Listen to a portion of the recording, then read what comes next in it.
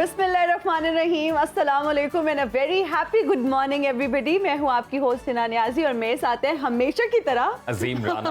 और आज मैं बहुत खुश हूं क्योंकि आज जो मेरी को एंकर हैं उनका मूड मुझे बहुत अच्छा लग रहा है। और गुज़िश्ता एक रोज से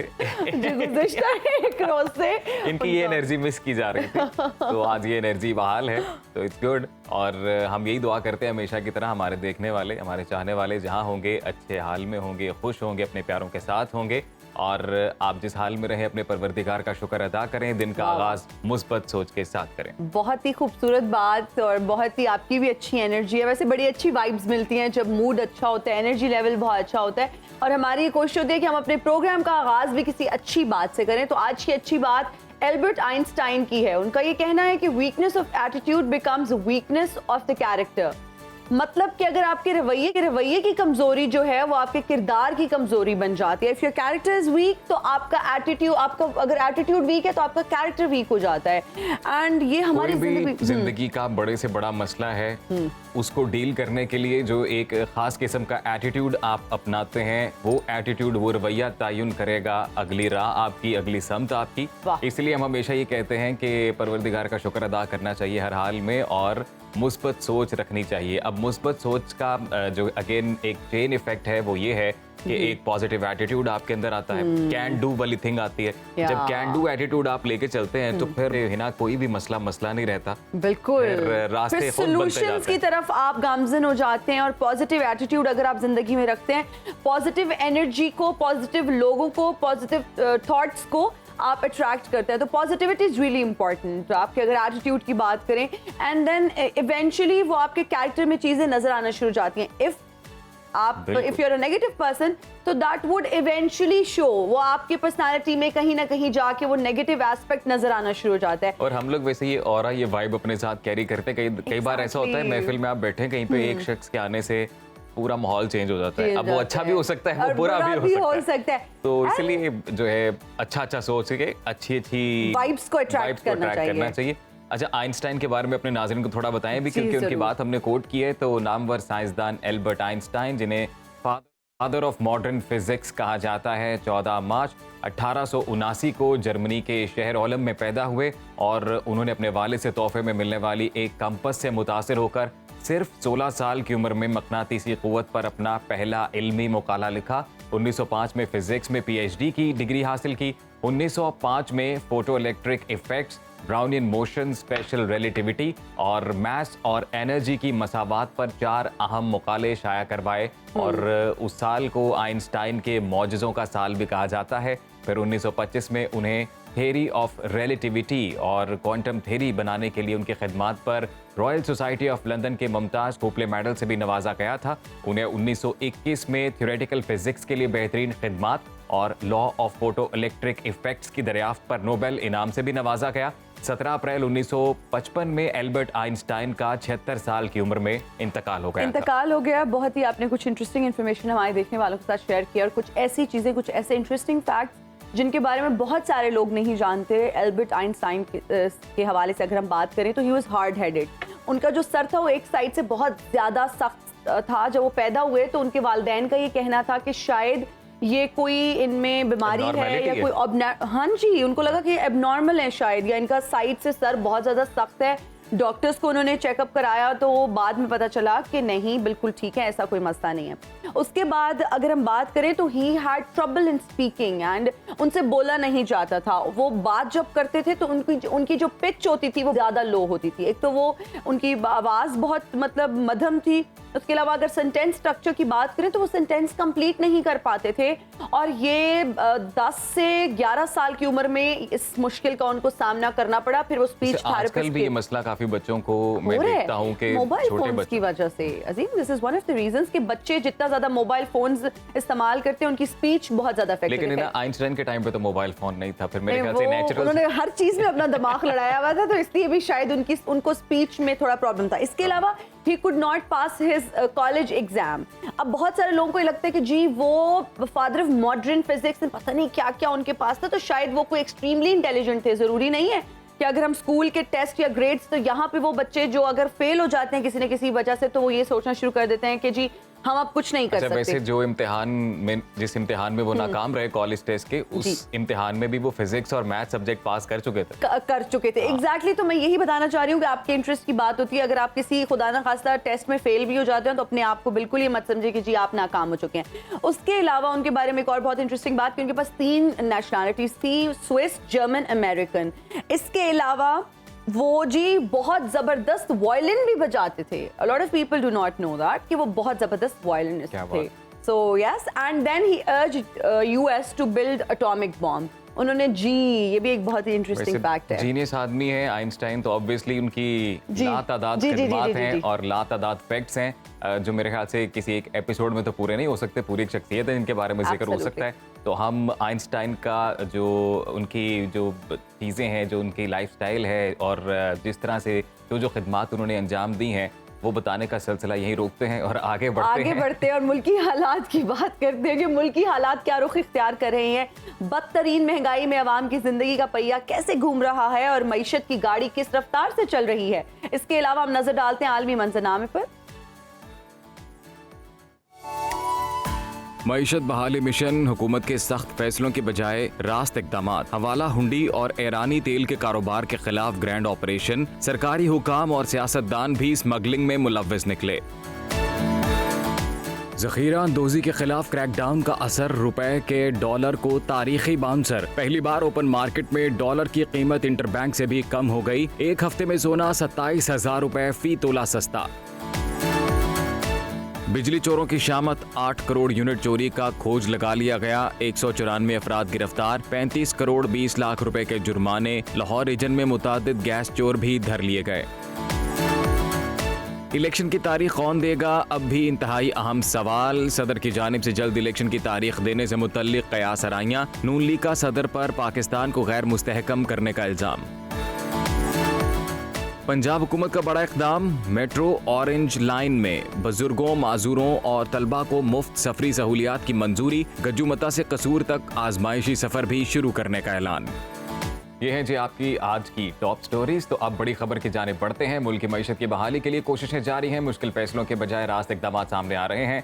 हुकूमत का ज़ख़ीरा अंदोज़ों और स्मगलर्स को निशान इबरत बनाने का अज़्म और स्मगलर्स और माफियाज के खिलाफ इदारे अब मसरूफ़ अमल नजर आते हैं। सरहदों पर होने वाले ऑपरेशंस के भी ज़बरदस्त नताइज सामने आना शुरू हो गए हैं। ओपन मार्केट में रुपए की कदर में मुसलसल इजाफा देखा जा रहा है। डॉलर को रिवर्स गियर लग चुका है। ओपन मार्केट में डॉलर इंटरबैंक से भी नीचे आ गया है। 4 रुपए सस्ता होने के बाद 300 रुपए का हो गया, जबकि इंटरबैंक में अमरीकी करेंसी की कीमत 301 रुपए और 16 पैसे है। डॉलर की गिरावट के बाद एक हफ्ते में सोना भी 27,000 रुपए से ज्यादा सस्ता हो चुका है। बिजली चोरों के खिलाफ दूसरी जानिब बड़ा ऑपरेशन जारी है। सेक्रेटरी पावर डिवीजन राशिद लंगड़ियान ने इंकशाफ किया है कि ऑपरेशन के दौरान 8 करोड़ बिजली के जो यूनिट हैं वो चोरी होते थे, जिसका खोज लगाया गया है। जबकि चोरी में मुलव्वस 194 अफराद को गिरफ्तार करके अब तक 35 करोड़ 20 लाख रुपए के जुर्माने कर दिए गए हैं। इसके अलावा जो गैस चोर हैं उनके खिलाफ भी ऑपरेशन शुरू हो चुका है। तो ओवरऑल जो सिचुएशन है इस पर बात करते हैं। माहिर मईशत हमारे साथ फरहान बुखारी साहब आज सुनो पाकिस्तान का हिस्सा बने। जी, thank you so much for joining us in Suno Pakistan sir. मईशत बहाली का मिशन जारी और हुकूमत की जानिब से मुश्किल फैसलों की बजाय रास्त इक़दाम सामने आ रहे हैं। ये रास्त इक़दाम मईशत की बहाली के लिए कितने मौसर साबित हो सकते हैं? जी, अस्सलाम वालेकुम, गुड मॉर्निंग। बहुत शुक्रिया।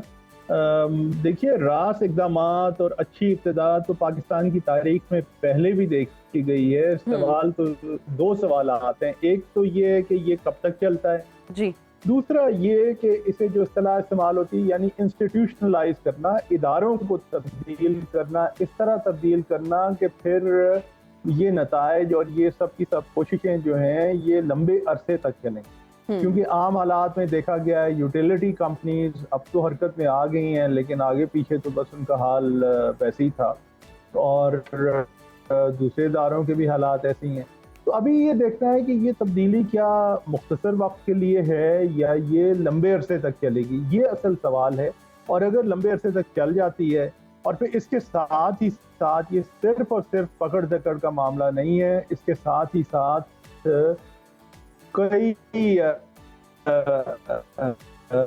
62 लोग इन कंपनीज में हैं, इन कंपनीज से मुस्तफीद होते हैं जो कि मुफ्त बिजली का तस्करा भी हाल ही में कितनी दफ़ा हमने सुना है। इसी तरह वैसे गैस में फरहान बुखारी चोरी और साहब, फिर चोरी के अच्छा अलावा इकदाम है ये कि जो ऑपरेशंस किए जा रहे हैं, ज़रूरी ऑपरेशंस ये थे क्योंकि बिजली चोरी जो हो रही थी उसे पकड़ना ज़रूरी था। इसके अलावा डॉलर्स की स्मगलिंग को रोकना ज़रूरी था। लेकिन आने में इतनी देर क्यों लगी? इससे पहले जब एक प्रॉपर इलेक्टेड गवर्नमेंट थी तो उस हुकूमत के होते हुए ये इकदाम क्यों नहीं उठाए गए?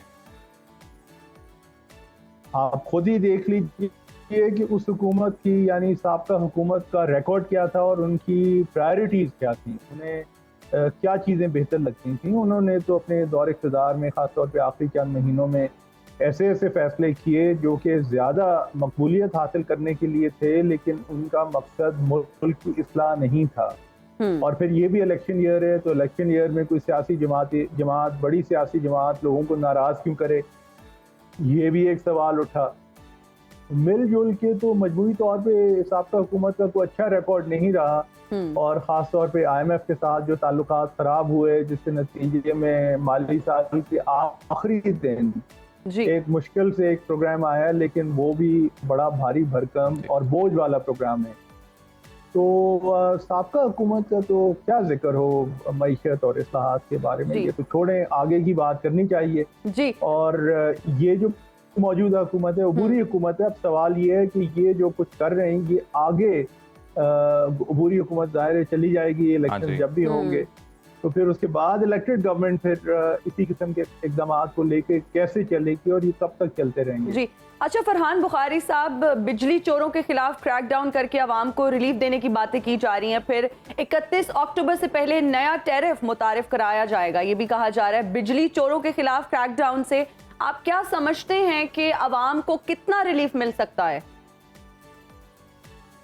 जिस तरह मैंने पहले अर्ज की कि ये 62 लोग हैं, इनके ऊपर हाथ डाला गया है। अब ये सिर्फ और सिर्फ बिजली चोरी का मामला नहीं है, मरात वाले तबकात ऐसे हैं जिन्हें मुफ्त बिजली मिलती है, वो भी एक मामला है। ये सारी की सारी चीज़ें हैं, और असल में तो सवाल ये है कि बिल आखिर जो कमर तोड़ महंगाई है मुल्क में, जिसमें बिजली के बिलों का भी एक बहुत बड़ा मामला है, ये कमर तोड़ महंगाई कब तक चलती है, क्या ये ख़त्म होती है, क्या ये कम होती है, ये सवाल है। लोगों की ज़िंदगियों में इससे यानी इस क्रैकडाउन से बजाते खुद तो कोई फ़र्क नहीं पड़ेगा।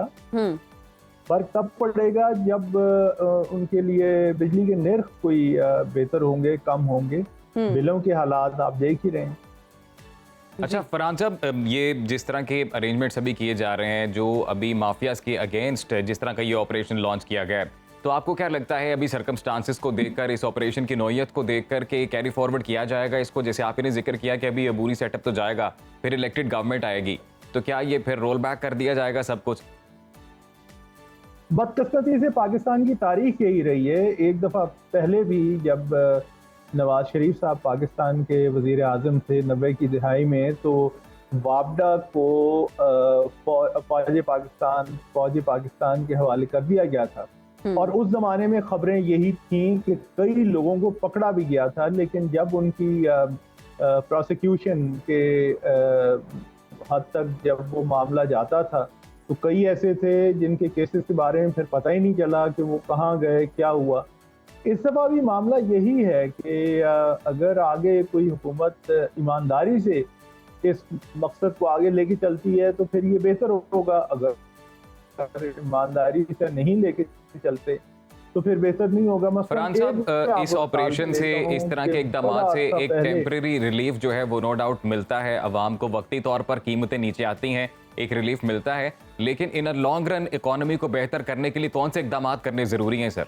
जी, इस वक्त मुल्क का जो बिजली का निज़ाम है उसमें 30% से ज़्यादा बिजली यानी ज़ाया हो जाती है, लॉस्ट इलेक्ट्रिसिटी। पावर थेफ्ट उसे कह लें, पावर वेस्टेज उसे कह लें, लेकिन 30% यानी 1/3 बिल जो लाए जाते हैं से रास्ते हो जाती है। अब इसे आप कम करें, क्योंकि बिल आखिर इसका बोझ, ये जो ज़ाया शुदा बिजली है, इसका भी बोझ अवाम नास पे पड़ता है कि हर 3 यूनिट्स के लिए जो पैसे देते हैं उसमें लोगों को यानी 2 यूनिट्स मिलते हैं। तो ऐसा तो आपको ख़त्म करने की ज़रूरत है। अगर आप बिजली को ज़्यादा अफोर्डेबल अपनी सनत के लिए नहीं बनाएंगे तो वो बाहर की सनतों से किस तरह मुकाबला करेंगे। जी आपके अपने लोगों के लिए अगर बिजली महंगी से महंगी होती जाएगी तो जाहिर है उनकी जेबों में जो आजकल बड़ी तंगी है उस तंगी में इजाफा होगा।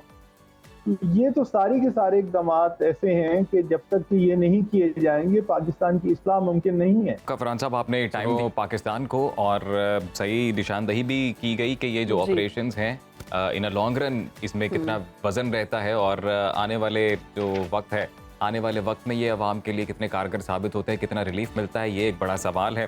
तो अब ये जब वक्त आएगा तो फिर ही पता चलेगा। अलबत्ता अब हम प्रोग्राम में आगे बढ़ते हैं और उर्दू अदब का एक बड़ा नाम रईस अमरोही, जिनकी आज सालगिरह है।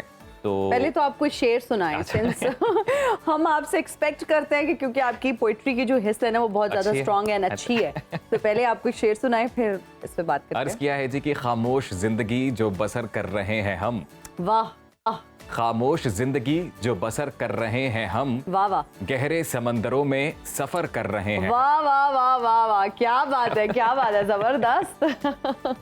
तो जी अब बात करते हैं दानिश्वर शायर और सहाफ़ी रईस अमरोही की, जिनकी आज 109वीं सालगिरह है और उन्होंने सिर्फ 10 साल की उम्र में पहला शेर 1924 में कहा। अदब और सहाफ़त से अमली ताल्लुक़ की इब्तिदा 1931 में हुई जो मरते दम तक रही। इसके अलावा वो बाद में तिबियात, फ़लसफ़े, रूहानियत और मुराकबे जैसे अलूम फ़नून के जय्यद आलिम और इन मौज़ूआत पर इन्होंने कई किताबें भी लिखी हैं। जी बिल्कुल, उनके हवाले से देखते हैं एक तफसीली रिपोर्ट। उर्दू अदब की तारीख में एक रोशन संगे मील की हैसियत रखने वाले रईस अमरोही 12 सितंबर 1914 को भारत के शहर अमरोहा में पैदा हुए। 1936 में सहाफत से वाबस्ता हुए। क़याम पाकिस्तान के बाद कराची को अपना मस्कन बनाया। वो पाकिस्तान के वाहिद शायर थे जो इब्रानी जुबान भी जानते थे। उनका एक बड़ा वस्फ उनकी कादिरुल कलामी था। जुबान में फसाहत, बयान में सलासत और नजर में वुसअत की बदौलत शायरी हो या नसर, फलसफा हो या तसव्वुफ, संजीदा मज़ामीन हो या तंज़ो मज़ाह, उर्दू अदब में उनका कोई सानी नहीं। उर्दू और फारसी शायरी की रिवायती अक़दार और जदीद उलूम से आगही के बाइस उनकी गज़लों में एक नया शेरी उसलूब नजर आता है, जबकि उनकी नज़में मुनफरिद और मुतहय्यर कर देने वाली हैं। उन्होंने अलिफ, पसे गुबार, लाला सहरा और मलबूसे बहार समेत कई शेरी मजमुए और पैरासाइकोलॉजी के मौज़ूआत पर मुतादिद कुतुब तसनीफ की, जबकि अखबार में 40 बरसों से ज़ायद मुद्दत तक कता नगारी की। 22 सितंबर 1988 को एक सफाक जुनूनी ने घर में घुसकर दौरान मुतालिया इस अजीम इंसान की जिंदगी का चिराग गुल कर दिया। शगुफ्ता नसर के हवाले से अगर उनकी किताब अच्छे मिर्जा की बात करें तो उसको बहुत ज़्यादा मकबूलियत हासिल हुई। और रईस अमरोही की जब हम बात करते हैं, एक मिलनसार और बहुत ही शफकत से पेश आने वाले, मोहब्बत करने वाले महज़िब शख्स थे। आवाज़ में उनकी दिलकशी थी और भारीपन था हमेशा, जो है ना वो बहुत ही जबरदस्त। मुझे अभी एक दिलचस्प बात इनके हवाले से भी पता चली कि जॉन एलिया के भाई हैं। तो जॉन एलिया साहब भी क्या कमाल शायर हैं और उनके भाई हैं रईस अमरोही। और फिर ये कहा जाता है कि उनके घर पर जो है हर शाम अहले इल्म और अदब और सियासतदानों का जो है वो एक जमघटा लगता था, महफिल सजती थी। और कहा यह भी जाता है कि जी इनका जो घर है वो एक हाइड पार्क की तरह है कि जहाँ पर हर शख्स अपना इजहार राय कर सकता था और उसे पूरी आज़ादी थी कि जो शख्स जो महसूस करता है वो बात करे। तो हम तो ये कोशिश करते हैं कि अपने इस सेगमेंट में हमेशा की तरह इल्म और अदब से ताल्लुक़ रखने वाली जितनी भी शख्सियात हैं उनको ट्रिब्यूट दिया जाए। बिल्कुल, और हमारी ये कोशिश जो है वो जारी और सारी रहेगी। और साथ साथ हमारी ये भी कोशिश होती है कि जब ब्रेक का वक्त हो तो हम टाइमली ब्रेक ले लें। तो अभी नाजरीन हम लेंगे एक ब्रेक, हाजिर होंगे ब्रेक के बाद। देखते रहिए सुनो पाकिस्तान।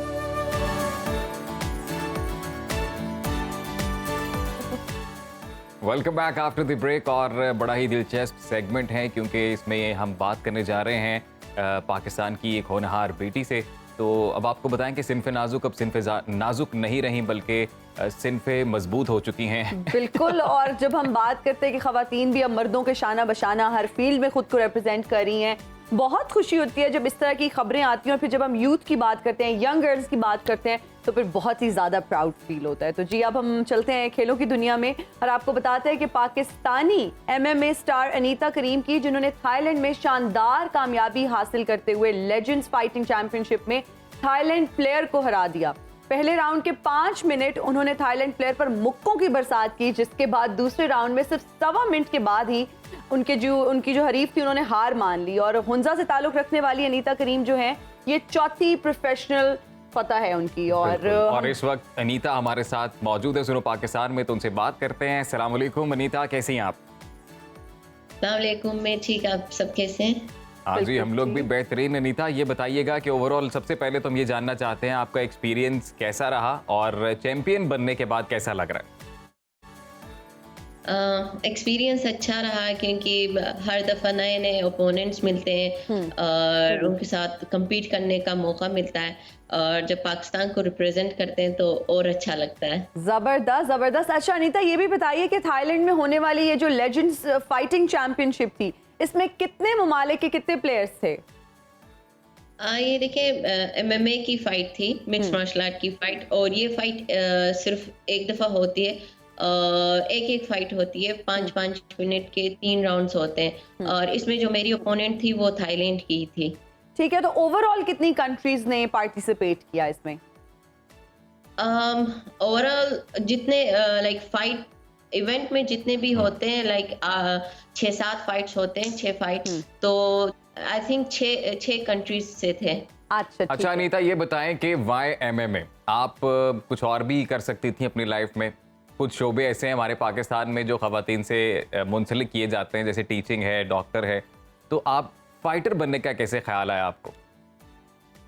क्योंकि टीचिंग और डॉक्टर में सेल्फ डिफेंस नहीं सिखाया जाता। मेन हमारा मकसद ये था कि ख़वातीन को सेल्फ डिफेंस सीखना चाहिए, और ये हर जगह पे उनके लिए काम आ सकता है। जबरदस्त, आपने बिल्कुल सही बात की कि ख़वातीन को सेल्फ डिफेंस सीखना लेकिन चाहिए। वैसे जो हम लोग फुटेज भी चला रहे हैं अपनी स्क्रीन पे, मुझे लग नहीं रहा अनीता सेल्फ डिफेंस कर रही है, मुझे तो लग रहा है आप ऑफेंस कर रही है। मुक्कों की जो बरसात है ना, वो आपने कर दी। अच्छा मुझे ये बताएं, थाईलैंड प्लेयर को जब आपने हराया तो आपके क्या एहसासात थे और किस तरह से आप फील कर रही थी?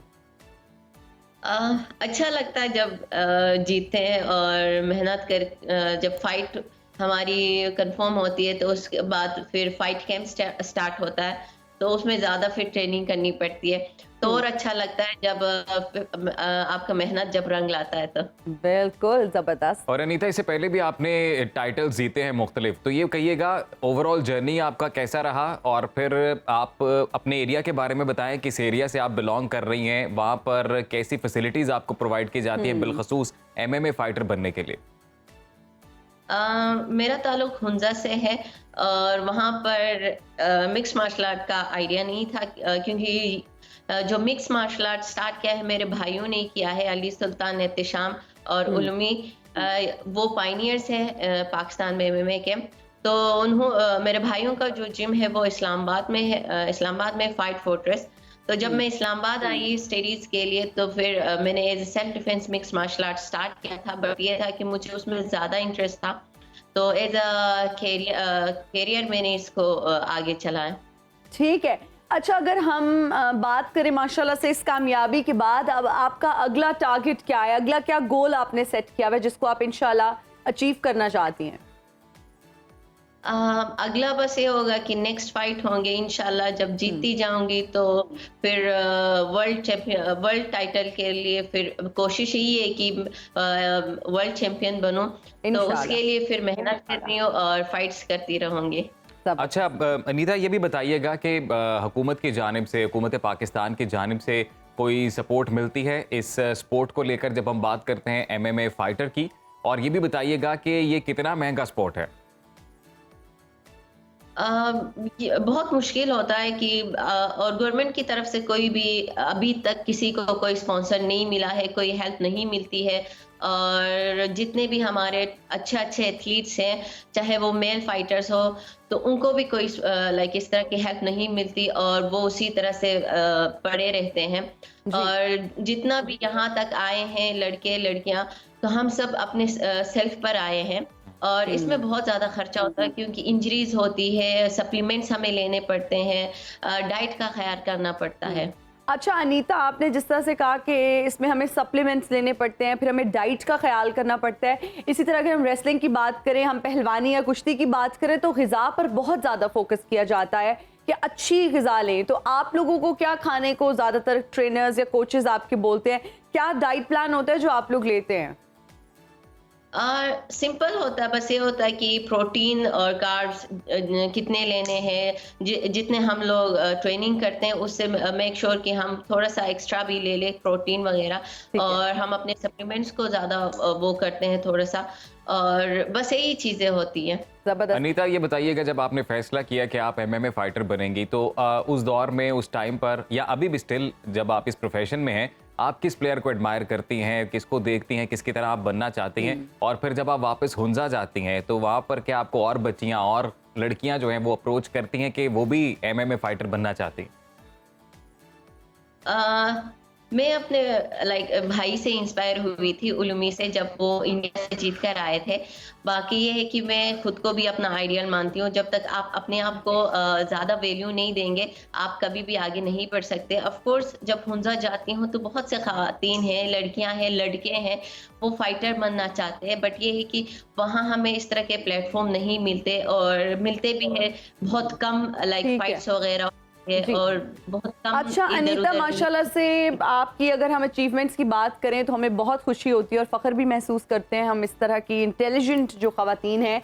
आप अपनी जो एज ग्रुप की ख़वातीन हैं जो इस वक्त आपको देख रही हैं, जो व्यूअर्स आपको देख रहे हैं, कोई ऐसा मैसेज जो आप देना चाहें? यही कि सबके लिए यही है कि आप सेल्फ डिफेंस सीखें, और दूसरों को सिखाने की कोशिश करें, अपने घर वालों को। और अगर जिसने फाइटर बनना है, वहाँ जिम है अभी पाकिस्तान में, पूरे पाकिस्तान में अलग अलग जिम्स बने हुए हैं एमएमए के, जाके सीखें और खूब मेहनत करें।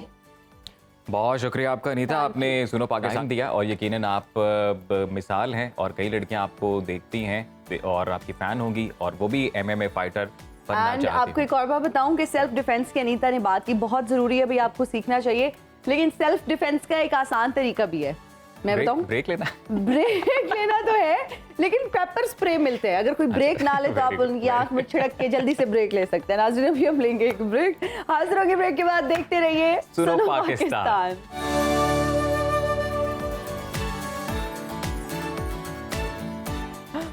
Welcome back after the break. और हिना, जैसे कि ब्रेक में भी हम ये बात कर रहे थे, तो फिर मैंने सोचा क्यों ना हम अपने नाजरीन के साथ भी जो गुफ्तगू है हमारी शेयर करें, और ऑन एयर ये बात बताएं। ऑन एयर ये बात करना बड़ा ज़रूरी है। मैं ये जानना चाह रहा था कि कई किरदार, कई जो शख्सियात हैं हमारे बचपन की, चाहे वो अफसानवी ही क्यों ना हो, हमारे साथ थ्रू आउट लाइफ रहती हैं, और उन पर कार्टून्स या उन पर मूवीज़ हमें हमेशा याद रहती हैं, फैसिनेट करती हैं।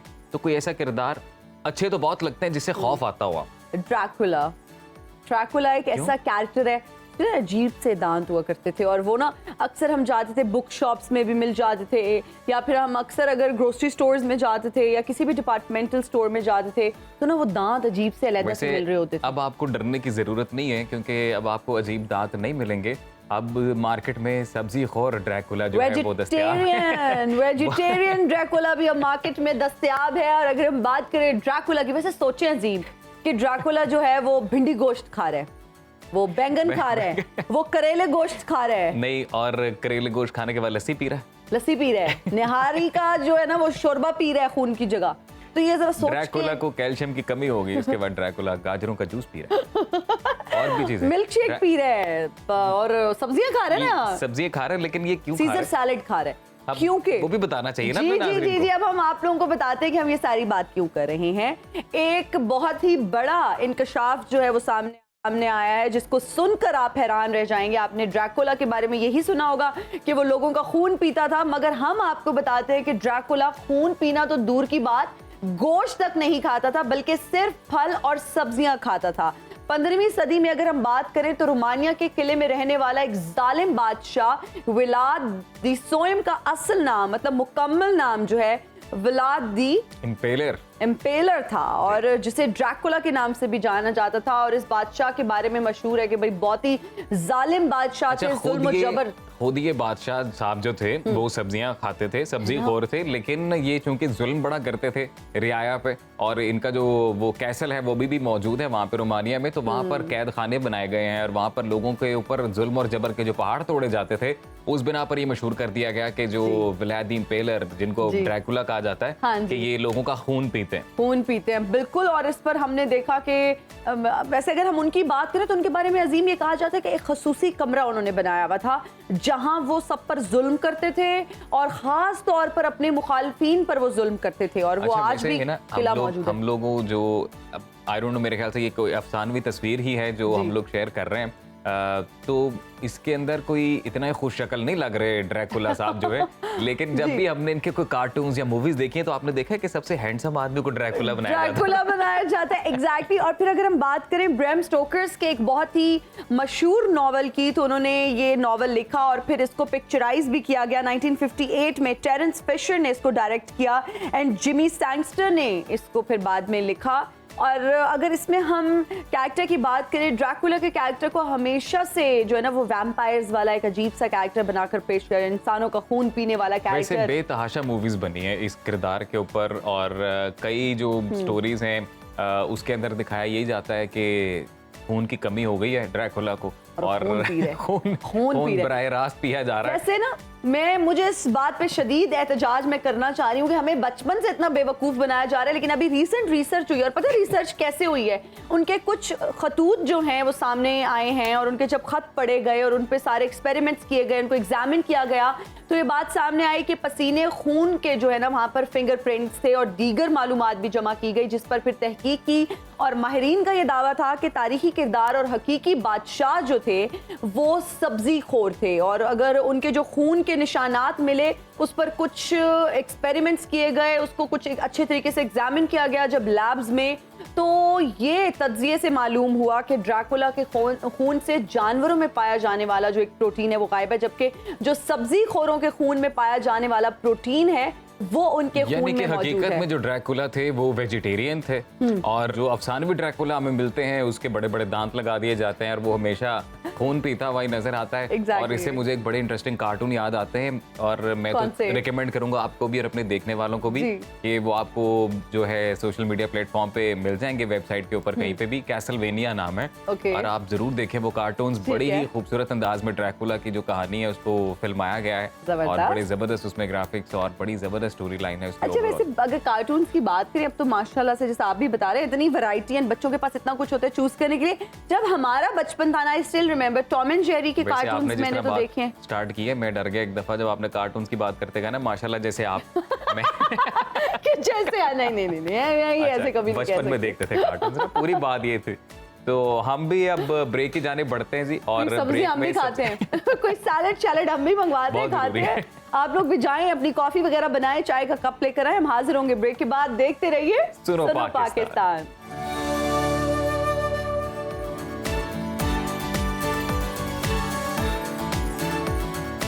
Welcome back after the break जी, और अब हम बात करेंगे जिल्द की खूबसूरती के बारे में। ये तो हम सभी जानते हैं कि पानी जिल्द की कुदरती चमक और सेहत के लिए बहुत ज़रूरी है, मगर आज हमें ज़ैनब गोंदल बताएंगी कि फलों और ग़िज़ाओं के इस्तेमाल से जिल्द की चमक और तरोताज़गी में इजाफा कैसे किया जा सकता है। बिल्कुल, बहुत इंपॉर्टेंट टॉपिक है, और इसमें सिर्फ ख़वातीन ही नहीं बल्कि मर्द हज़रात का भी बहुत ज़्यादा इंटरेस्ट होता है। आप हमें लाइव कॉल्स भी कर सकते हैं और डॉक्टर ज़ैनब गोंदल से बात कर सकते हैं, उनसे पूछ सकते हैं कि आपकी स्किन के क्या प्रॉब्लम्स हैं, किस तरह से आपकी स्किन जो है वो हेल्दी एंड ग्लोइंग हो सकती है। अस्सलाम वालेकुम, कैसी हैं? वालेकुम अस्सलाम। सबसे पहले तो माशाल्लाह आपको कॉम्प्लीमेंट दूंगी कि आपकी अपनी स्किन बहुत अच्छी है, तो इसमें क्या कमाल है बता दीजिए। कोई ग़िज़ाओं का कमाल है क्या, जीन्स, या फिर नहीं आप अपना ख्याल बहुत ज़्यादा रखती हैं?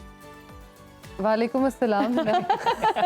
हम फिर से वही से शुरू करते हैं जी। अच्छा, बेसिकली आई वुड से कि जीन्स भी हैं और ग़िज़ा भी है। ख्याल एज सच जो हम कहते हैं कि बहुत ज़्यादा टोटके या मास्क, वो चीज़ मेरी उसमें रूटीन में नहीं है। ठीक है। क्योंकि मोस्टली लोग बड़ा डिसअपॉइंट होते हैं, क्योंकि वो यूट्यूब पे भी आके ये कह रहे होते हैं जब मिलते हैं तब भी कि स्किन केयर रूटीन शेयर करें।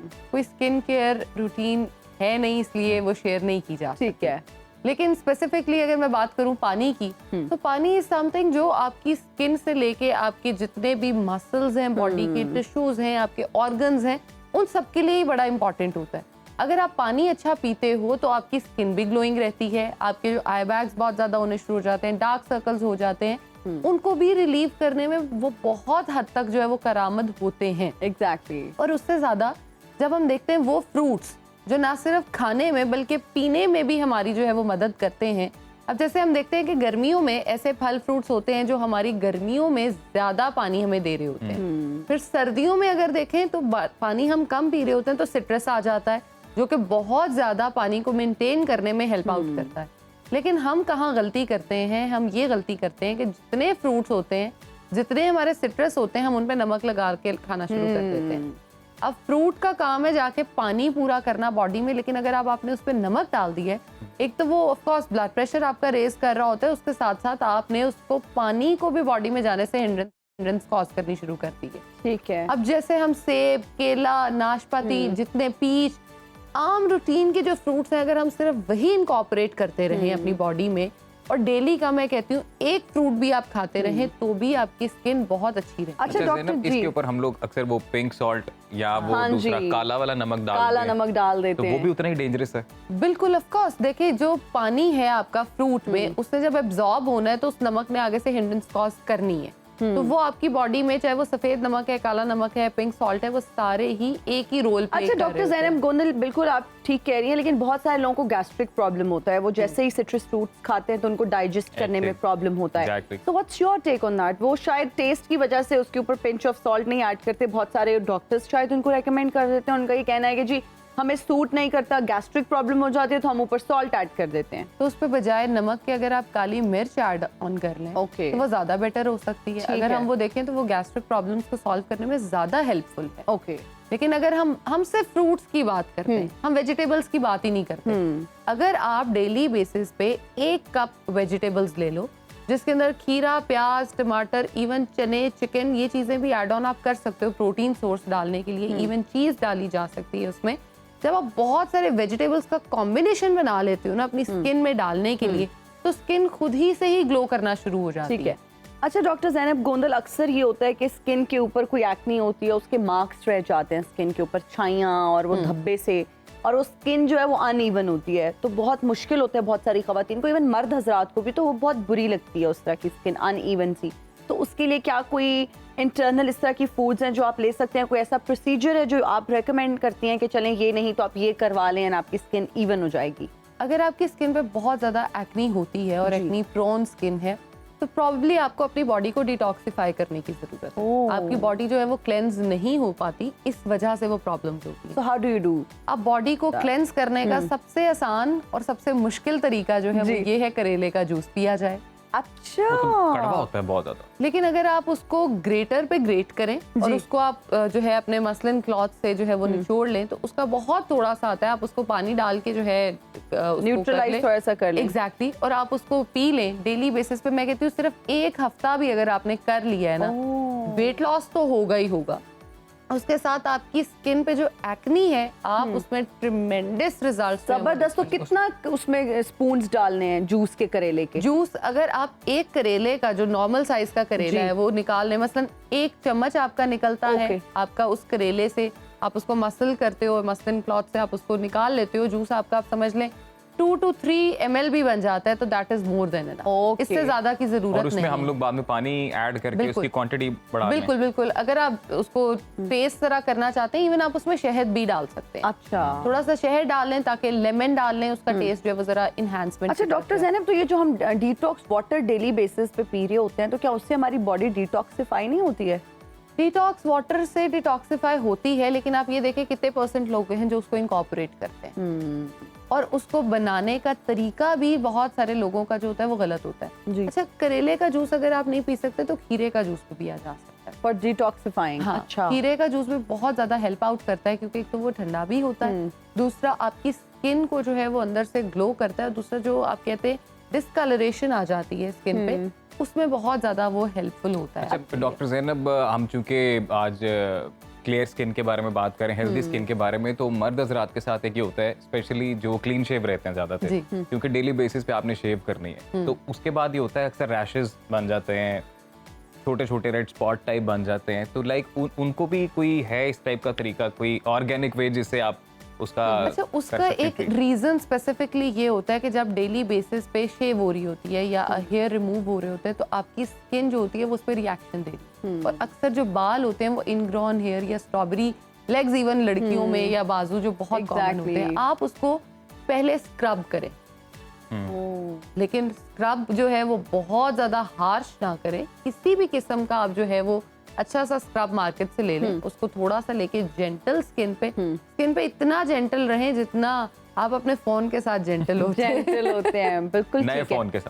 फोन के साथ एग्जैक्टली जैसे नया आपने फोन लिया और आप उसको बड़े प्यार से डील कर रहे होते हैं, अपनी स्किन को उसी तरह प्यार से डील ठीक हो गया। अच्छा, मार्केट में बहुत सारे डिटॉक्स जूसेस अवेलेबल हैं जिसमें हम देखते हैं कि चुकंदर का जूस उसमें होता है, कैरेट का होता है, तो क्या वो इफेक्टिव हैं और क्या अगर हम घर पे वही जूसेस तैयार करें तो do they detoxify our body? अच्छा, मैं ये हमेशा कहती हूँ कि जो चीज आपने अपने हाथ से फ्रेश बनाई है उससे बेहतर कुछ भी नहीं। और अगर आप जूसेस बना रहे हो, अगर चुकंदर की फॉर एग्जांपल बात कर लेते हैं, तो चुकंदर का ऑलमोस्ट 5 से 7 मिनट के बाद निकलने के असर खत्म हो जाता है। अच्छा, विदिन 5 to 7 मिनट। एग्जैक्टली। अगर आपने उसको कंज्यूम करना है तो जैसे ही आप उसको जूसर से निकाला है फौरन कंज्यूम करें। और उससे ज्यादा जो शुगर इनटेक होता है हमारा, वो हमारी स्किन पे एक्ने का समझ लें 99.9% कॉज होता है। ठीक है। अगर हम अपनी बॉडी में, अपनी डाइट में सिर्फ शुगर को कंट्रोल कर लें तो बहुत हद तक हम अपनी स्किन को वैसे ही क्लियर कर। ऑयल भी क्या हमारी स्किन के लिए ठीक नहीं है, जो हम एक्सेस ऑयल की या ऑयली फूड्स की बात कर सकते हैं? अच्छा, हमारे साथ एक कॉलर भी हैं, फैसल कयानी साहब जो हैं वो जेहलम से हमें कॉल कर रहे हैं। जी अस्सलाम वालेकुम, गुड मॉर्निंग, कैसे हैं आप, क्या पूछना चाहेंगे? जी वालेकुम अस्सलाम। मैम, हम ये पूछना चाहेंगे कि ये जो मर्दों के आंखों के इर्द गिर्द जो हल्के बन, इसके बारे में हमें थोड़ा गाइड कीजिएगा। ठीक है जी। ठीक है फैसल कयानी साहब। हल्के जो बन जाते हैं, एक तो ये जेनेटिक होते हैं। अगर आपके जेनेटिक नहीं है तो नंबर 2 रीजन हो सकती है आपकी नींद पूरी नहीं होती, यानी आप रात को टाइम पे नहीं सोते। आप अपना स्लीप साइकिल जो है उसको प्रॉपर करें, 10, 11, 12 बजे के करीब आप सो जाएं, सुबह टाइमली उठ जाएं, बेशक वो बिल्कुल ठीक है।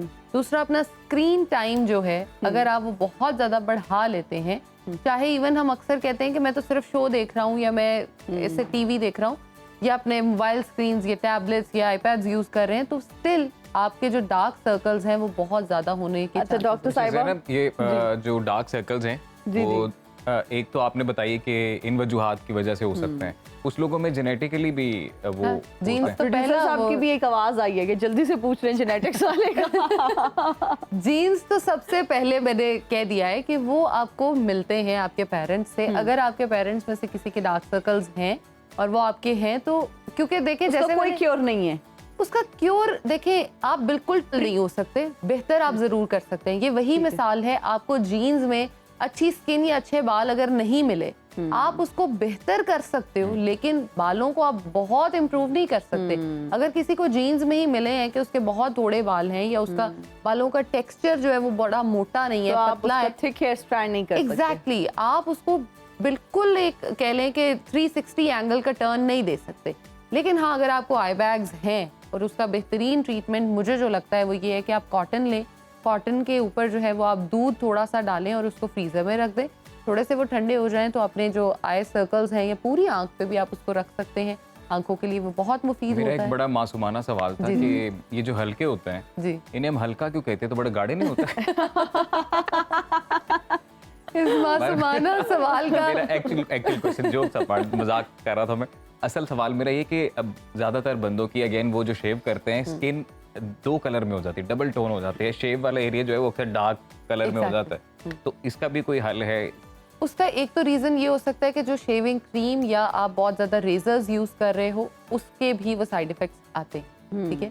और दूसरा, जब पे बाल ऑफ कोर्स होंगे वो कलर डिफरेंट होगा नॉर्मल स्किन से, तो आप उसको तो कंपैरिजन में अगर लाएंगे तो वो चीज ऑफ कोर्स आएगी। लेकिन डिस्कलरेशन की अगर हम बात करें तो औरतें जो हैं उनकी ऑफ कोर्स वो चीज नहीं होती, लेकिन स्टिल ये एरिया जो होता है वो स्किन का डार्क आ रहा होता है। उसके रीजंस, पहला तो यही है पानी कम पीते हैं। दूसरा, आपने न्यूट्रिएंट्स और विटामिन्स जो है अगर आप बॉडी में पूरे कर लेते हो तो बहुत हद तक जो है आप अपनी डिस्कलरेशन को कम कर सकते हैं। अब बहुत सारे लोगों को ये लगता है कि अगर हम मेकअप कर लेते हैं तो फिर तो हमें स्किन केयर की या हमें बहुत अच्छी डाइट लेने की जरूरत ही नहीं। लेकिन ये एक बिल्कुल गलत चीज है, मिथ है। अगर आपकी स्किन ही अच्छी नहीं है, आप ऊपर चाहे जो मर्जी लगाने, मेकअप बहुत ही बुरा लगेगा। एग्जैक्टली। एक और कॉलर जी इस वक्त शहजाद, हमारे हाँ साथ, जी, जी शहजाद अनवर साहब हमारे साथ मौजूद हैं लाहौर से। जी अस्सलाम वालेकुम, कैसे हैं आप और क्या पूछना चाहेंगे डॉक्टर साहिबा से? शुक्र है, आप सब ठीक है डॉक्टर साहब? अल्हम्दुलिल्लाह। जी क्या पूछना चाहेंगे? ये पूछना चाहता हूँ कि मेरे वाइफ को थोड़ा सा मसला है कि जब वो धूप पे जाती है ना तो उसको छाइयाँ सी हो जाती हैं, ठीक है। और जब वो छाँव पे जाती है बिल्कुल सही हो जाती है। उसको मसला स्किन का मसला है, तो उसके बारे में कोई पूछना था कि मेडिसिन क्या इस्तेमाल करना है या कोई देसी दवाई क्या करनी है। स्किन का उसका मसला है, धूप जरा सी बर्दाश्त नहीं है उसको। अच्छा, धूप नहीं बर्दाश्त कर पाती, ठीक है, थैंक यू। इसका रीज़न एक तो ये होता है, जैसे हम कहते हैं कि विटामिन सी बड़ा एक कॉमन ट्रेंडिंग चलता है। विटामिन सी को अगर आप लगा के डायरेक्टली धूप में जाते हैं तो भी आपको स्किन बर्न होने के चांसेस बहुत मैक्सिमम होते हैं। अच्छा। आपने अपना जो है वो लगा कर जो है विटामिन सी किसी भी फॉर्म में हो, ना धूप में जाना है और ना ही चूल्हे के आगे जाना है। नंबर 2, अगर आप सनस्क्रीन यूज नहीं करते हो तो भी आपकी स्किन जो है वो बर्न होने के चांसेस होते हैं जब आप धूप में ठीक है। नंबर 3, आपने कोई ऐसी क्रीम्स या कोई ऐसे सिरम्स और वो चीजें यूज की हैं जिसकी वजह से आपकी स्किन बहुत पतली हो चुकी है ओके। और अब वो बर्दाश्त नहीं करती। जी। अगर आप जाना चाहते हैं तो विटामिन ए अगर आप लगाते हैं स्किन पे तो वो बहुत हद तक हेल्प करता है उसको थिक करने में। ठीक है। अच्छा डॉक्टर साहिबा, मेरा भी डॉक्टर साहिबा से आज सारी स्किन केयर पूछ मैं अब अपना भी एक पर्सनल सवाल पूछना चाहती हूँ। अच्छा, मेरी स्किन पे ना बहुत बारीक सी जैसा ब्लड वेन्स नहीं होती, वो अक्सर जब मैं फेस वॉश करती हूँ तो वो क्लियर स्किन पे नजर आती हैं, बहुत बारीक। तो मैं तो परेशान हो गई हूँ कि शायद मेरी स्किन बहुत पतली हो गई है या व्हाट इज द रीजन, वो क्यों विजिबल होती हैं वेन्स? ये अच्छा 2 टाइप्स की हमारी स्किन आती है, इसमें परेशान होने की आसत जरूरत नहीं है। ठीक कि है। स्किन पतली और स्किन थिक जो होती है वो नेचुरली होती है। ओके। ठीक है। लेकिन हाँ, हमारे कुछ ऐसे हालात हम बनाते हैं स्किन के साथ, वो मैं बताती हूँ। ठीक है। अच्छा, जब आपकी स्किन पतली होती है आपकी वेन्स और ये चीजें बहुत जल्दी नजर आना शुरू हो जाती हैं, क्लियर विजिबल होती हैं। अगर आपकी स्किन थिक होती है, बहुत सारे लोगों में आपने देखा होगा आर्म्स पे वेन्स बहुत विजिबल होती है, बहुत सारे लोगों की बिल्कुल नहीं होती। रीजन इज बिहाइंड कि आपकी स्किन क्या है ना, चेक कर रही है कि वो कैसी है। मैं देख फेस की तो देख रही हूँ लेकिन आर्म्स की वेन्स जो है ना वो दूर दूर तक कहीं से नजर नहीं आ कम रही। होने से भी हाँ, अगर या तो आपने ट्रिमेंडस वेट लॉस किया है, बिल्कुल भी जैसे नहीं। 20 किलो 25 किलो, तो उसमें भी वो रीजन आ सकता है। अच्छा, ओके। अच्छा, नंबर 2 ये चीज आती है कि जब हम वेट लॉस कर रहे होते हैं या वैसे भी हमें आदत होती है ब्लैक कॉफी अगर आप बहुत एक्सेस में पीते हो, क्योंकि हम लोगों को ये बताया जाता है वजन कम करना है ब्लैक कॉफी पी लो। अब ब्लैक कॉफी कितनी पीनी है वो कोई नहीं बताता। हाँ जी। ब्लैक कॉफी के मैंने लोगों को देखा है 10 से 12 कप एक दिन में पीते हुए, जो कि सिर्फ पानी और कॉफी है, नथिंग एल्स, उसमें कुछ नहीं है। एक तो वो बहुत ज्यादा डिहाइड्रेटिंग हो जाती है, ठीक है। आपकी स्किन ऑलरेडी बहुत जो है वो जारी होती है नीचे के, मतलब वो डिहाइड्रेशन सिर्फ हुई जा रही है, वाटर लॉस हो रहा है बॉडी में से। नंबर 2, वो क्या करती है आपकी स्किन की जो इनर लेयर होती है ना उसको बहुत ज्यादा चांसेस होते हैं कि थिन कर देती है।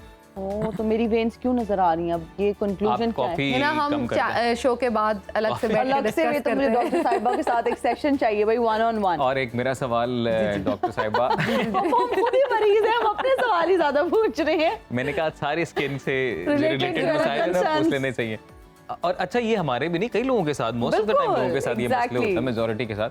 वो ये है कि जो हाथ के नाखून है उनके ऊपर वाला जो एरिया होता है स्किन नेल्स का, फिंगर के ऊपर, वो बहुत, मतलब आप उसको बेसिकली ये नहीं कि हाथ ड्राई है, आप उसको मॉइस्चर भी रखें, अगर अपने हाथ को अच्छा मॉइस्चर करके भी रखें तो वो क्यूटिकल्स वाली ये जो जगह है आप कह रहे हैं स्किन वो रिमूव होना शुरू हो जाती है या ड्राई हो जाती है? हाँ, मेरे साथ बहुत ज्यादा होता है अच्छा, एक्चुअली। इसमें ये हो सकता है कि जो आप सोप यूज कर रहे हो वो बहुत ज्यादा ड्राइंग हो।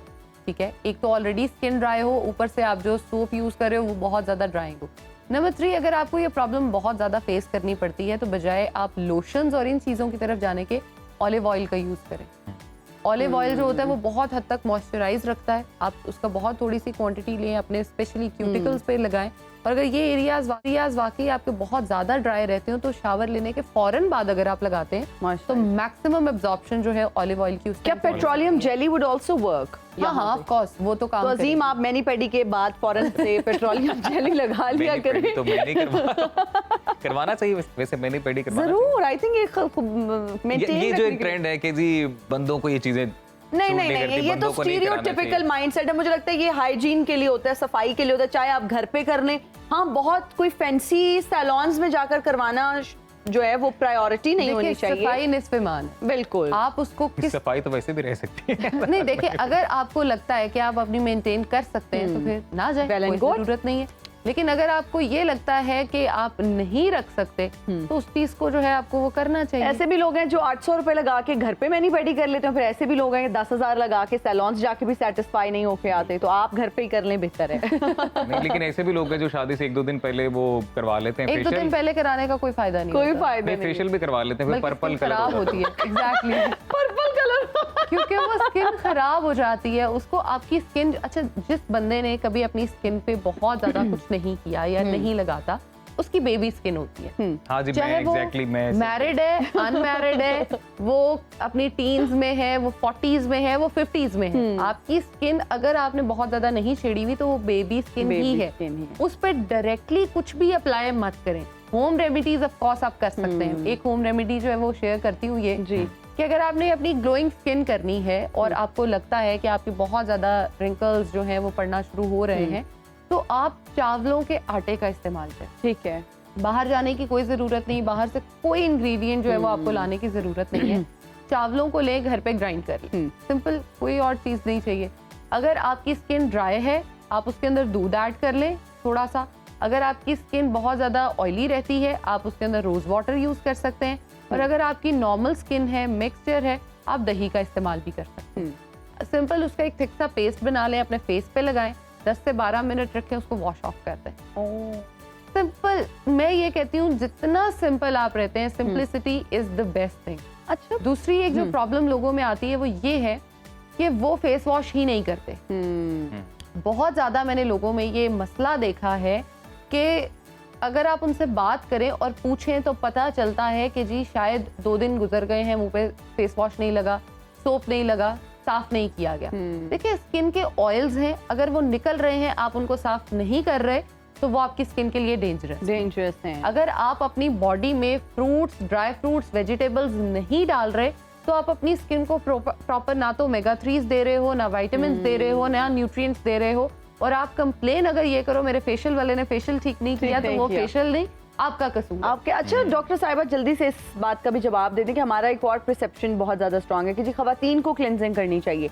क्या मर्द हजरात को भी क्लेंजिंग करनी चाहिए? क्या उनके लिए भी जरूरी है? एंड देन जो पोर्स का प्रॉब्लम होता है, व्हाट डू यू रेकमेंड, क्या करना चाहिए क्लेंजिंग के फौरन बाद? मर्दों और औरतों को अगर हम डिफरेंशिएट ना करें, और ये देखें स्किन तो एक ही है, एक ही है, स्किन एक ही तरह की है, उसको ट्रीटमेंट भी एक ही तरह का चाहिए। ट्रीटमेंट सबको ही क्वीन और किंग वाला चाहिए, तो ऑफ कोर्स आप अपनी स्किन को अगर ओपन पोर्स हैं क्लेंजिंग करके उसके ऊपर आइसिंग अगर आप करते हो तो आप पोर्स को बहुत हद तक रिड्यूस कर सकते हो। क्योंकि बहुत सारे लोगों के हम देखते हैं बहुत बड़े बड़े ओपन पोर्स हो जाते हैं और वो उसका कोई ट्रीटमेंट ही नहीं कर रहे होते, उसमें ऑयल सिक्रीशंस बहुत ज्यादा होना शुरू हो जाती हैं। अच्छा डॉक्टर साहिबा, सॉरी टू कट यू, जी आप बताइए। समरा हमारे साथ कॉलर है। अस्सलाम वालेकुम समरा, कैसी हैं आप? ठीक ठाक, आप सुनाएं। जी ठीक ठाक। समरा, कहिए क्या सवाल है आपका? मेरा सवाल ये है कि मेरे मुंह पे दाने बड़े बनते हैं, चिकनी गिल्ट है और दाने इतने ज्यादा है कि खड्डे बन गया मुंह के ऊपर। ठीक है। तो पहले ब्लैक हेड्स बनते हैं, उसके ऊपर फिर वो थोड़ा 2-3 दिन गुजरते हैं, फिर दाने बन जाते हैं। ठीक है समरा, आप हमारा मॉर्निंग शो देखिए, हम डॉक्टर साहिबा से इसका जवाब पूछ लेते हैं। जी डॉक्टर साहिबा, जल्दी से बता दीजिए। जैसे देखिए ब्लैक हेड्स बन रहे हैं तो आप उसको एक्ने बनने से पहले ही ट्रीट कर सकते हो, आपको तो पता चल गया।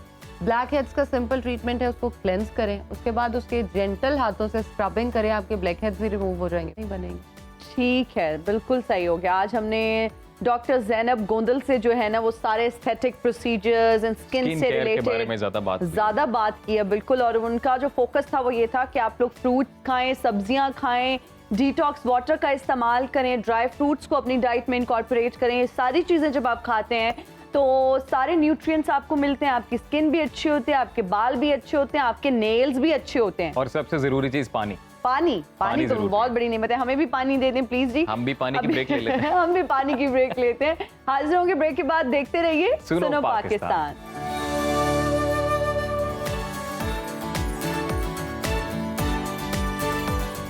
And we are right back after the break. You are watching सुनो पाकिस्तान, सुबह की हर बात। और अब एक बहुत अहम टॉपिक पे हम डिस्कशन करने जा रहे हैं। अगर हम तालीम की बात करें तो सबका बुनियादी हक है, और आजकल की अगर हम बात करें तो चूंकि महंगाई बढ़ चुकी है, हर चीज की कीमतों में दिन ब दिन इजाफा होता जा रहा है। अगर हम ट्रांसपोर्ट की बात करें तो बच्चों को जो स्कूल लेके आने जाने वाली बस है वो इतना ज्यादा जो है ना ड्यूज पेट्रोल की कीमतों में इजाफे की वजह से ट्रांसपोर्ट महंगी हो गई ऑटोमेटिकली। और अगर हम बात करें अब स्कूल ड्यूज की, फीस स्ट्रक्चर जो है वो बहुत ज्यादा हो गया, और ओए लेवल्स की जो फीस है वो बच्चों के लिए देना बिल्कुल मुश्किल हो गया, वालिदैन के लिए अफोर्ड करना मुश्किल हो गया, लेकिन हर बच्चे का ख्वाब है कि वो तालीम हासिल करें।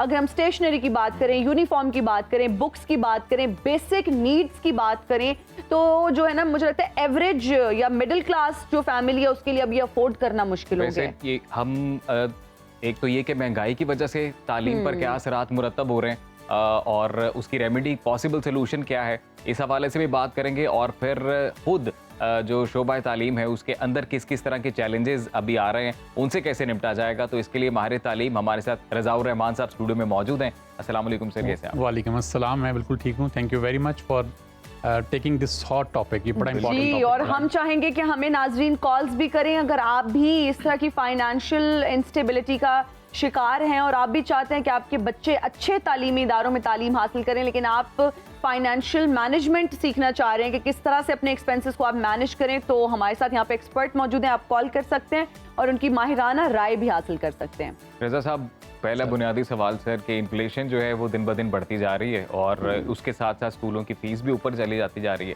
तो अब क्या हल इसका नज़र आता है कि अपने सही पेरेंट्स जो हैं वो क्या स्टेप्स ले सकते हैं और ख़ुद बच्चे जो हैं वो किस तरह से चीज़ों को मैनेज कर सकते हैं? गवर्नमेंट तो करेगी जो करेगी। देखिए, ये जो इन्फ्लेशन है इसने तो तमाम चीज़ें हर फैमिली की हर एक का बजट डिस्टर्ब कर दिया, और जो भी पहले से प्लानिंग की हुई थी या एक साल से जो प्लानिंग थी या जो एक बजट बनाया हुआ था घर ने, वो डिस्टर्ब हो गया। अब उसमें एजुकेशन ने भी अपना हिस्सा लिया, बाकी ग्रॉसरीज ने भी अपना हिस्सा लिया, तो वो बच्चों के लिए या पेरेंट्स के लिए मैं समझता हूँ कि बहुत मुश्किल हो गया तमाम चीज़ों को बैलेंस करना। अच्छा, ये जो क्राइसिस, इसको एक तरह से क्राइसिस कहना चाहिए। वालिदैन अमूमी तौर पे कोशिश करते हैं कि बच्चों को किसी क्राइसिस का सामना ना करना पड़े, इवन कि वो गर्मी आ जाए, सर्दी आ जाए, तो उसमें भी उसको बचाने की कोशिश करते हैं। तो ये भी एक क्राइसिस है, ये जो इन्फ्लेशन है, तो इसमें भी वालिदैन को अपने बच्चों को एक तो एतमाद में लेना चाहिए, एतमाद में लेके उनको बताना चाहिए कि इन्फ्लेशन क्या होती है और क्या पार्ट प्ले करती है। और इसके साथ साथ बच्चों को जो एक बात बताना बहुत ज़रूरी है ना सर, वो है cost of living. Cost of living को कैसे बढ़ाया जाता है और कैसे रिड्यूस किया जा सकता है। कुछ चीज़ें हैं जो इंसानी इख्तियार के अंदर हैं, जो अगर फ़र्ज़ करें मेरा बजट डिस्टर्ब हो गया है तो मैं कुछ चीज़ों को कम करके अपनी कॉस्ट ऑफ लिविंग को मैनेज कर लूँगा, बैलेंस कर लूँगा। बैलेंस ऑफ लाइफ बहुत ज़रूरी है, ख़ास करके बैलेंस ऑफ फाइनेंशियल जो आपकी स्टेबिलिटी है वो बहुत ज़रूरी है। तो ये चंद चीज़ें अगर बच्चे अपने वालिदैन से कोऑपरेट करें और बच्चों को अगर ये बातें समझ आ जाएं और बच्चों को ये बातें बताई जाएं, देखें पहले तो बताना पड़ेगा, फिर उनको वो समझेंगे और फिर वो कोऑपरेट करेंगे। अच्छा, बिल्कुल आप सही कह रहे हैं सर, लेकिन अगर हम बात करें बच्चों की अपब्रिंगिंग की बात करें तो बचपन से कुछ ऐसी फैसिलिटीज़ उनको दे दी जाती हैं, फिर अगर बाद में फाइनेंशियल क्रंच आता है खुदा ना खास्ता किसी भी फैमिली पर, तो फिर वालिदैन के लिए बड़ा मुश्किल हो जाता है बच्चों को समझाना। फॉर इंस्टेंस, अगर बच्चे पले बड़े हैं और वो AC में ही सोते आ रहे हैं, अब चूंकि अगर हम बिजली की कीमतों की बात करें तो बहुत ज़्यादा बढ़ गई हैं, और अगर अफोर्ड नहीं कर पाते वालिदैन तो बच्चे जिद करते हैं, फिर बच्चों को वो लिविंग स्टैंडर्ड जो है ना वो मेंटेन वालिदैन के लिए करना बहुत मुश्किल हो जाता है जो वो इनिशियली सेट करते हैं। तो रियलिस्टिक गोल क्या है कि बच्चों के लिए किस तरह का गोल सेट किया जाए कि बच्चे डिसअपॉइंट भी ना हो, उनको अच्छा लिविंग स्टैंडर्ड भी दिया जाए और वो बहुत ज़्यादा डिमांडिंग ना हो? देखिए है ना, बच्चों को ना 5 चीज़ें सिखानी चाहिए शुरू से ही, जिसमें कि सबसे पहले मैं समझता हूँ कि बच्चों को ये बताना बहुत ज़रूरी है कि तमाम दिन एक तरह के नहीं होते। कभी अच्छे दिन आते हैं तो कभी बुरे भी आ सकते हैं, कभी बहुत हम खुश होते हैं तो कभी हमारा मोरल डाउन भी हो जाता है। तो अगर ये बच्चे बात समझना शुरू कर दें तो ये एक तरह से पेरेंट्स के साथ कोऑपरेशन है, ताउन है पेरेंट्स के साथ। दूसरी बात बहुत ज़रूरी है कि बच्चों को इन्फ्लेशन का पता होना चाहिए। हमारे मैट्रिक तक के सिस्टम के अंदर तो बच्चों को बिल्कुल नहीं मालूम कि इन्फ्लेशन क्या होती है, फाइनेंशियल मैनेजमेंट क्या होती है, जबकि हम इसी चीज़ को दूसरे ममालिक में देखें तो वो अपनी क्लास 6 से 7 से एलिमेंट्री स्कूल से बच्चों को फाइनेंशियल मैनेजमेंट सिखाना शुरू कर देते हैं। बहुत सारे ममालिक ऐसे हैं जो बच्चों से कहते हैं कि आप 9th और 10th के लेवल पे जब आप आ जाएं तो फिर आप रिस्पॉन्सिबिलिटी नहीं हैं, आप रिस्पॉन्सिबल हैं, यानी आप अपने आप को आप उस घर के जिम्मेदार बने, जिम्मेदारी ना बने। तो हमें अपने बच्चों को ये एजुकेशन देनी पड़ेगी, एजुकेट करना पड़ेगा, थोड़ा अपग्रेड करना पड़ेगा। हम उनको बच्चा कह के ना तो 40 साल तक वो बच्चे ही रहते हैं। हमारा अगर आप थोड़ा सा आप देखें ना पूरा एटमॉस्फेयर, तो यहाँ बहुत सारे बच्चों की माएँ हैं जो 40 साल की हैं, वो भी अपने आप को बच्चा ही कहती हैं। बच्चा ही कहते हैं क्योंकि उनको पैम्पर उस तरह से किया उनको जाता इस तरह है। किया अच्छा जाता सर, है। बहुत सारे लोग ये जानना चाहते हैं कि भाई क्या इजी स्टेप्स हैं जिसकी वजह से हम फाइनेंशियल मैनेजमेंट की तरफ आ सकते हैं, वो स्टेप्स बता दें, किस तरह से बचत की जा सकती है घर में, क्या कोई ऐसे इजी देखिए स्टेप्स हैं? इसमें जो एक तो फाइनेंशियल मैनेजमेंट है जो पेरेंट्स से रिलेटेड है, जी। एक है जो बच्चों से रिलेटेड है। मैं दोनों को बारी बारी ब्रीफ करूंगा। सबसे पहले तो ये है कि वालिदैन के लिए तो ये ज़रूरी है कि देखें, एक हमारा टर्म यूज़ होती है स्कारसिटी मीन कि हमारी हाँ जी। डिमांड्स बढ़ती रहती हैं, बट ज़्यादा से ज़्यादा से ज़्यादा। एक तो सबसे पहले उसको रिड्यूस करना पड़ता है और अपनी लिमिट्स में रहना पड़ता है, और लिमिट्स में रहना आना भी एक आर्ट है। मतलब कि अगर आप अपनी लिमिट्स 10 में रह सूट के ले रहें। रहे हैं तो आप 2 खरीदें। जी खरीदें। जी बिल्कुल। और साथ ये जो एक कॉपी करना है ना जी, ब्रांडिंग की तरफ जाना कि मेरे दोस्त ने ये किया हुआ है तो मैंने भी ये करना है, वो मेरे गाड़ी फ्रेंड ने है ऐसे उनके किया पास, है। हमने भी वही तो लेनी ये है। चीज़ सबसे पहले आपको ना इसको नॉर्मलाइज और रिड्यूस है। करना पड़ेगा, एक खास लेवल पे आना पड़ेगा। इन्फ्लेशन की अंडरस्टैंडिंग होना, इन्फ्लेशन क्यों होती है और इसको कैसे मैनेज किया जाता है, ये वालिदैन को पढ़ना पड़ेगा। ये एक लंबा टॉपिक है, लेकिन इसमें आसानी सबसे ये है कि आप सबसे पहले तो आप अपने अखराजात ही रिड्यूस कर सकते हैं, आप अपनी इकॉनमी बेहतर कर सकते हैं, आप फजूल खर्ची को कम कर सकते हैं।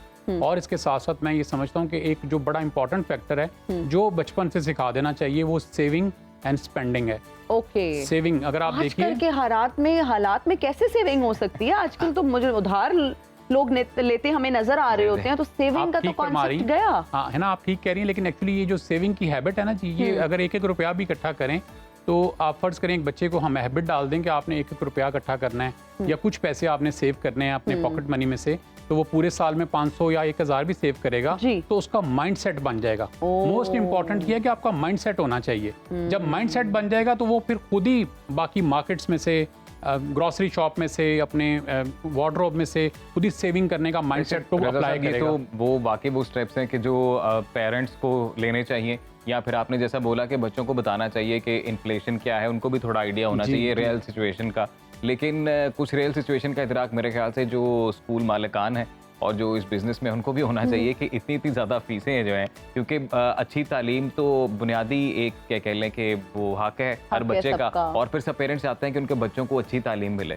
तो फिर वहाँ पर जब वो कॉम्प्रोमाइज़ उन्हें करना पड़ जाता है, क्योंकि आप देखते हैं ये भी एक बिटर रियलिटी है कि अगर कम फीस वाले स्कूल में बच्चा जा रहा है तो उसका निज़ाम तालीम आप देख लें, और अगर आप जो एलीट स्कूल है वहाँ पर देख लें तो वो भी एक बहुत बड़ा गैप है। देखिए उस्मान, ये बड़ा एक हमारी रियलिटी भी है और एक हमारा कह लीजिए कि बहुत बड़ा एक ड्रॉबैक भी है कि हमारे यहाँ पे जो प्राइवेट एजुकेशन है वो बहुत एक्सपेंसिव है, हर बंदे की पहुँच में भी नहीं है। एक एलीट क्लास है, वो बहुत एलीट स्कूल्स, वहाँ जो एलीट स्कूल्स हैं वो बड़े एलीट लोग उसको चूज़ करते हैं, उनकी फ़ीस तो लाखों के करीब भी है।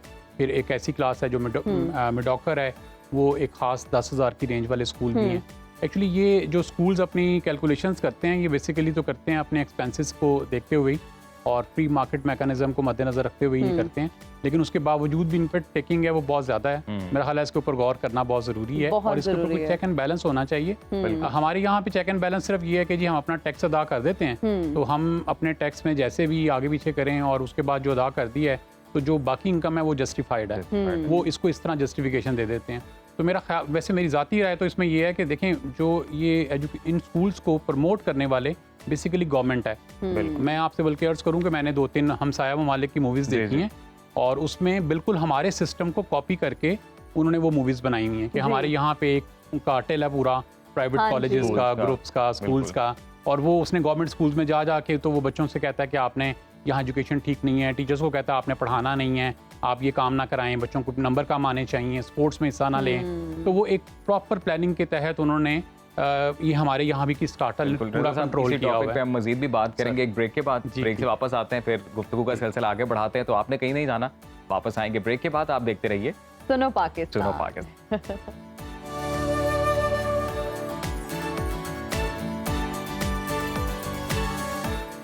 Welcome back after the break जी। रज़ाउर रहमान साहब हमारे साथ मौजूद हैं, माहिर तालीम है, और ब्रेक पर जाने से पहले बात हो रही थी कि महंगाई के तालीम पर जो असरात मुरतब हो रहे हैं उससे कैसे निपटा जाए। रज़ा साहब, आपने बताया कि पेरेंट्स जो है उनको इन्फ्लेशन का इदराक होना चाहिए और वो किस तरह से बजट जो है उसको मैनेज कर सकते हैं। अब ये बताएं कि अब स्टूडेंट्स पर जो जिम्मेदारी आयद होती है कि उनको क्या इकदाम उठाने चाहिए। जी देखिए अजीम, जो हमारे बच्चे हैं ना क्लास 5 तक के बच्चे, वो तो एक ऐसी स्टडी कर रहे हैं कि वो शायद इसमें कोई पार्टिसिपेट वालिदैन के साथ ना कर सकें, लेकिन जो ही बच्चा एलिमेंट्री में आता है तो एलिमेंट्री और मैट्रिकुलेशन और FSC और इससे जो बड़े बच्चे हैं सारे वो बहुत अच्छा पार्टिसिपेट भी कर सकते हैं।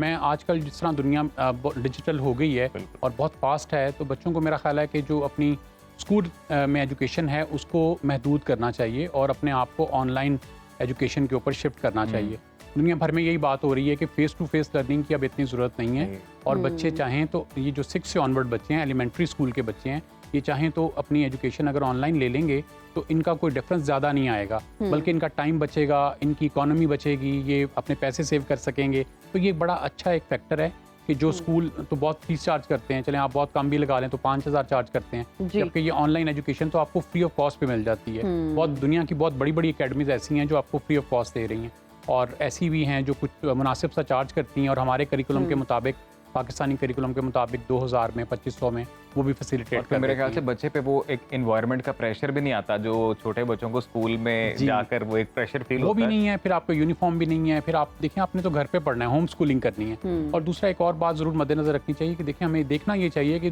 वर्ल्ड कहाँ मूव कर रहा है। बिल्कुल, दुनिया तो यही कहती है कि आने वाले दौर में ये जो हमारे ये 6, 7, 8 के बच्चे हैं या इससे जो ऑनवर्ड बच्चे होंगे, इनको रवायती तालीम नहीं चाहिए होगी, इनको जदीद तालीम चाहिए होगी। हमारे सिस्टम में तो आज भी रवायती तालीम चल रही है। तो अगर तो बच्चों ने क्लर्क ही बनना है या आम सी कोई जॉब पे जाना है तो फिर तो वो ये रवायती तालीम हासिल करते रहें, लेकिन उनका विजन कुछ आगे बढ़ने का है, डिफरेंट करने का है।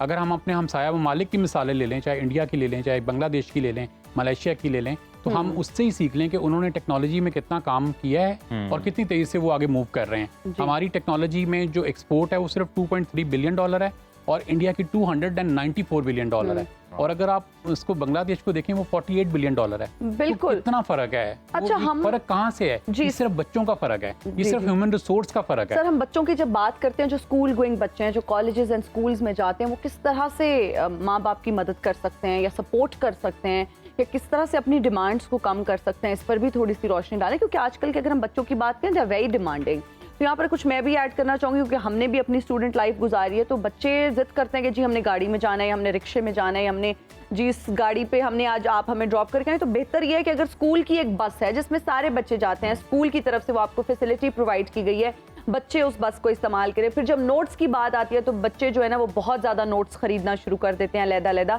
तो अगर आप ग्रुप स्टडी पे बिलीव करते हैं और आपके अच्छे फ्रेंड्स हैं तो आप ग्रुप में बैठ के एक नोट से भी काम चला सकते हैं। फिर पिक्चर्स की अगर हम बात करें तो उन नोट्स की पिक्चर्स आप अपने फ़ोन में बना सकते हैं। फिर जो आपको पॉकेट मनी मिलती है, जिसमें आप पे डिपेंड करता है कि जी आप कुछ खरीदें या आप खाएं या उसको सेव करें। सेविंग की अभी जिस तरह से सर ने भी बताया कि आप सेव कर सकते हैं। और बेहतर तो यही है कि आप घर से लंच बना के चले जाएं, ताकि कैफेटेरियाज में जाके महंगे महंगे पिज्जाज एंड बर्गर्स आपको खरीदने ही ना पड़े और महंगे महंगे ट्रिप्स भी ना करें। बहुत इंपॉर्टेंट है, इस पर भी हम ब्रेक में तफसील से बात करते हैं। महंगे महंगे ट्रिप्स ना करें जी, अब फलां बच्चा जा रहा है, फलां मेरा फ्रेंड जा रहा है, तो डिमांड्स को कम करें, क्योंकि आपके वालिदैन बहुत मुश्किल से आपको पढ़ाते लिखाते हैं लिमिटेड रिसोर्सेज में, और तालीम एक जेवर है। अगर उससे आपको नवाजा जा रहा है और आपका बेसिक हक आपको मिल रहा है, तो ये जो एक्सट्रावेगेंसी है कुछ देर के लिए अगर आप उसको कम भी कर देंगे, तो जब आप पढ़ लिख जाएंगे, प्रैक्टिकल लाइफ में आएंगे, तो आप पे बैक कर दीजिएगा और आप अपने बच्चों को उतना ही अच्छा लाइफस्टाइल दीजिएगा। रजा साहब से भी हम जान लें। जी रजा साहब, अच्छा देखिए, आपने बहुत अच्छी ब्रीफिंग दी है और आपने उस सारे क्वेश्चन को खुद ही आपने समेट लिया है। और अगर जो वालिदैन आपकी इस वर्ड्स को फॉलो कर लेंगे ना, मेरा ख्याल है वो बहुत फायदे में रहेंगे और बच्चों को भी इसी को फॉलो करना चाहिए। इसमें सिर्फ मेरी एक गुजारिश है कि हमारे यहाँ पे ना डबल एजुकेशन भी हो रही है। स्कूल भी जा रहा है बच्चा, फिर वो एकेडमी भी जा रहा है, ट्यूशन भी जा रहा है। इसी तरह जो कॉलेज का बच्चा है वो पहले कॉलेज में पढ़ता है, फिर वो एकेडमी में पढ़ता है। फिर इसी तरह यूनिवर्सिटी का बच्चा है वो बाद में फिर दूसरी ट्यूटर से हेल्प भी लेता है। और जो आपने 2-3 फार्मूलाज बताए, ग्रुप स्टडी वाला, ये जबरदस्त फॉर्मेट है। यानी हमारे जमाने में होती ग्रुप स्टडी थी, उस वक्त तो ये ट्यूशन का कॉन्सेप्ट ही शायद नहीं था। हमने तो 5 दोस्तों ने बैठना और इकट्ठे पढ़ लेना। कुछ मेरी गलती उसने मुझे ठीक करा देनी, जो मेरी अंडरस्टैंडिंग नहीं थी, जो मुझे अंडरस्टैंडिंग थी वो मैंने किसी को दे देनी। तो ये बड़ा ज़बरदस्त फार्मूलाज आपने बताए हैं। फिर आपने ये जो बस का बताया है ये बहुत ज़रूरी है। इससे तो चलें, ये एक तो ये इकोनॉमिकली बेहतर है, और दूसरा ये जो हमारा ये पॉल्यूटेड माशरा है, एनवायरनमेंट, इतना जो एनवायरमेंटल ये कितना पॉजिटिव है कि वो मैं समझता हूँ बड़ा अप्रिशिएटेबल है। आपकी नज़र मुझसे बहुत ज़्यादा आगे की है जी। रजा साहब बहुत शुक्रिया कि आप आज सुनो पाकिस्तान का पार्ट बने, और बड़ा ही ये दिलचस्प मौजू और बड़ा ज़रूरी मौजू भी है, क्योंकि बढ़ती महंगाई के साथ साथ यकीनन वैसे तो हर चीज़ पर इसके असरात आ रहे हैं महंगाई के, तो तालीम के ऊपर इसके जो असरात आ रहे हैं और फिर उससे निपटना कैसे, हमने कोशिश की कि इसके ऊपर इन डिटेल बात की जाए, एक्सपर्ट राय ली जाए और तमाम जो इक़दामात हैं जिसको अपनाते हुए आपकी जो तालीम है मज़ीद बेहतर हो सकती है, मज़ीद ईजी हो सकती है, वो हमने कोशिश की कि ये मुख्तसर से वक्त में वो तमाम इंफॉर्मेशन आपके साथ शेयर की जाए। और अजीम मुझे लगता है सारी बात हमारे हिना एक्सपर्ट भी हमारे साथ मौजूद रहे और उन्होंने बड़ा सारी जबरदस्त बात तरीके जो है ना, मैं अजीम समझती हूँ एहसास की है। अगर बच्चे जो हैं वो वालिदैन का एहसास करना शुरू कर दें और उनका जो है ना, मुझे लगता है अगर आप घर पर बैठे हैं किसी भी तरह से कंट्रीब्यूट कर सकते हैं, किसी भी तरह से एहसास कर सकते हैं तो ज़रूर करें, क्योंकि आपको तालीम जैसे जेवर से नवाज रहे हैं आपके पेरेंट्स। और आजकल में अगर हम बात करें तो फ्रीलांसर्स के लिए इतनी ज़्यादा अपॉर्चुनिटीज़ हैं, आप कोई भी ऐसा काम कर सकते हैं, फ्रीलांसिंग कर सकते हैं। माँ बाप को कहीं भी बैठ के आप सपोर्ट कर सकते हैं। और माँ बाप को आप ब्लेम करते हैं जी कि नौकरी नहीं मिल रही, ये नहीं हो रहा, तो आप अपनी मदद आपके तहत ऑनलाइन जॉब्स हैं आजकल, आप अप्लाई कर सकते हैं घर पर बैठकर। वो तमाम खवातीन जो इस वक्त सोच रही हैं कि जी हमें तो घर से बाहर जाने की परमिशन नहीं है, घर पर बैठकर ऑनलाइन जॉब्स अवेलेबल हैं, फ्रीलांसिंग आप कर सकते हैं, घर में खाना बनाकर ही आप स्टार्ट कर सकती हैं और आप ऑनलाइन उसको इंडोर्स कर सकती हैं, मार्केट कर सकती हैं। तो छोटे छोटे जब हम स्टेप्स लेते हैं तो बड़ी तरक्की की तरफ हम गामजन होते हैं। हमारी कोशिश ये रहेगी कि हम आप लोगों को मोटिवेट करें, एजुकेट करें इस प्लेटफॉर्म से। तो इसके साथ ही आज के इस प्रोग्राम का वक्त हुआ है खत्म। आपसे इंशाल्लाह मुलाकात होगी कल। अपना बहुत ख्याल रखिएगा। मुझे और अजीम राना को दीजिए इजाजत। अल्लाह हाफिज। टेक केयर, बाय बाय, अल्लाह हाफिज।